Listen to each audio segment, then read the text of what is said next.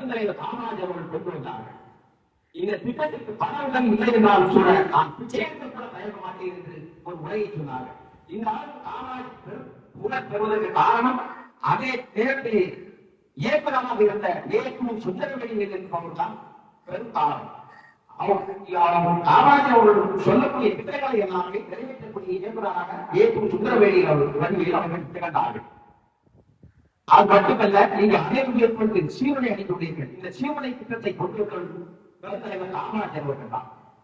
பரம்பிக்குளம் ஆயிரம் திட்டம், கேஎஸ்பி அணை திட்டம், கவிஞாயம் அணை திட்டம், மதுரையிலே வைகை அணை திட்டம், கன்னியாகுமரியிலே பேச்சுப்பாறை பெருந்தாயி போன்ற அணை திட்டங்களை நாம் கட்டி வந்து நீரை பிடித்து விவசாயத்தை பிடித்தார்.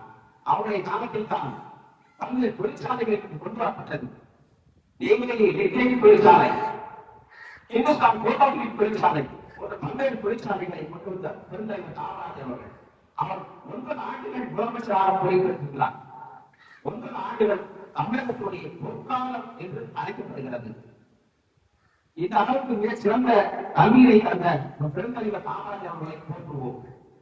இந்த அவர் இறந்த பொழுது அவருடைய வங்கியில் வெறும் 100 ரூபாய் மட்டும்தான் இருந்தது.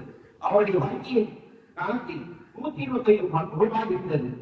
4 வேஷ்டிகள், 4 கலர் சட்டைகள் மற்றும் 2 சில்வர் பிளேட்டுகள், 2 டம்ளர், இதுதான் அவருடைய சொத்து. அதைத்தான் கவிஞர் கண்ணதாசன் கூறினார், ஒரு ஆடிக்கு கூட ஒரு திருவோணம் உண்டு, உனக்கு அது கூட இல்லை என்று கவிஞர் கண்ணதாசன் அவர்கள் பாராட்டினார்கள்.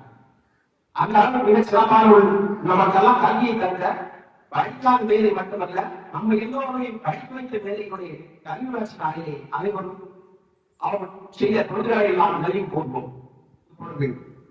ஒரு சின்ன பாடம்.